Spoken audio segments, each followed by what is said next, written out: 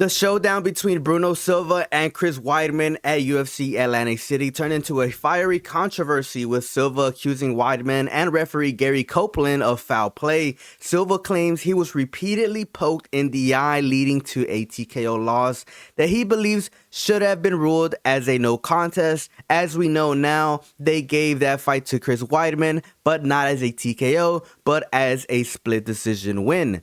In a post-fight interview, Silva did not hold back, calling out Weidman for what he perceives as unsportsmanlike conduct. He slammed Weidman for celebrating a victory that he believes was tainted by illegal tactics.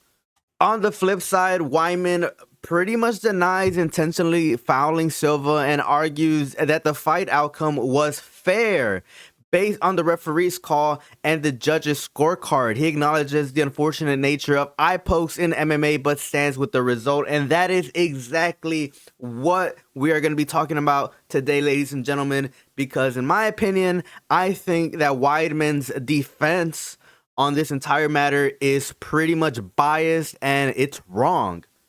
So first, we're going to go ahead and give some context to everything that Chris Weidman said regarding the situation, and then we're going to go ahead and pretty much break down and debunk Chris Weidman's entire argument. He then says, "I'll never question a guy if he says he gets poked in the eye, but you can't just drop every time you feel like something is touching your eyeball." He then went along to say, he poked me in the eye bad one time, and I stood there. I took it. Unless the ref is going to say something, I don't drop. I come from a wrestling background. It's a similar thing. You can't look to the ref. They're not going to help you. Sometimes it's going to go against you. You've got to always be ready to defend yourself at all times. He dropped again. I don't know.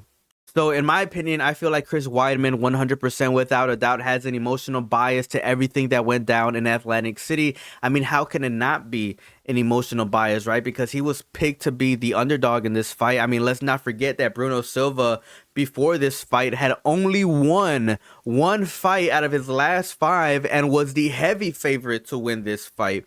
I mean, Chris Weidman had bad fight after bad fight, and then his last fight, he had a pretty bad injury, and people were telling him to retire, right? So obviously, I do believe that Chris Weidman does have an emotional bias right now.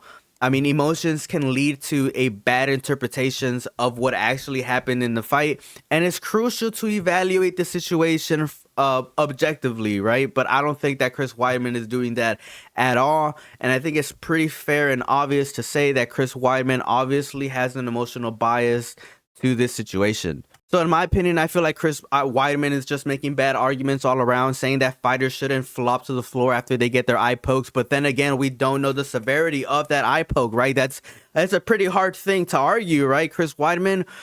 Because, yeah, fighters, they don't train to get their eye pokes. We don't know the pain tolerance that Bruno Silva was pretty much exposed to, and we could all pretty much just agree after watching the replay that, yeah, you did poke his eye, the referee missed it, and that gave you a clear position to take advantage of the fight. And saying that fighters should always be positionally ready to defend even if they get their eye pokes is just a pretty bad argument in and of itself, because they overturned the TKO. They overturned the TKO into a unanimous decision win. Although, yeah, Chris Weidman was winning the first and second round. That should say a lot, because even the counsels are saying that, yeah, the eye pokes had definitely a lot to do with how you won that fight and how that fight was finished. So that's why they only graded the first and second round.